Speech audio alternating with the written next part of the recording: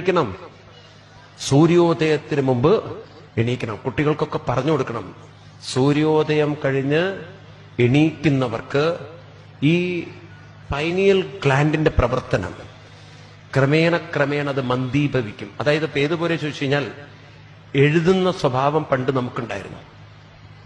ക്രമേണ കുറഞ്ഞ് ഇപ്പൊ നമുക്ക് വേഗതയിൽ എഴുതാൻ പറ്റുമോ? പറയൂ നിങ്ങൾ.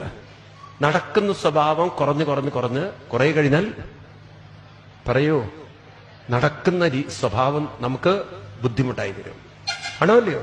ഏത് കഴിവുകളും നമ്മൾ നിരന്തരം പരിശീലിപ്പിച്ച് വെച്ചാലേ അത് നഷ്ടപ്പെടാതെ നിൽക്കുകയുള്ളൂ.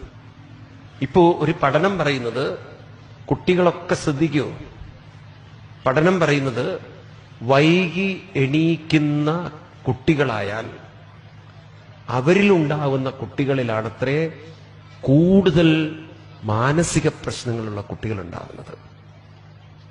ഓട്ടിസം ബാധിച്ച കുട്ടികള്, ഹൈപ്പർ ആക്റ്റീവായിട്ടുള്ള കുട്ടികള്. ഇപ്പോഴാണെങ്കിൽ ചില കുട്ടികളുണ്ടല്ലോ, കുട്ടിക്കാലത്തെ തൈറോയിഡായിട്ടാണ് വരുന്നത്, ഹോർമോൺ ഇംബാലൻസ് ആയിട്ട് വരുന്ന കുട്ടികള്. അമേരിക്കയുടെ ഒക്കെ പ്രശ്നം എന്ന് പറയുന്നത് ഒബീസിറ്റി. പ്രസവിച്ചു വരുന്നത് തന്നെ വലിയ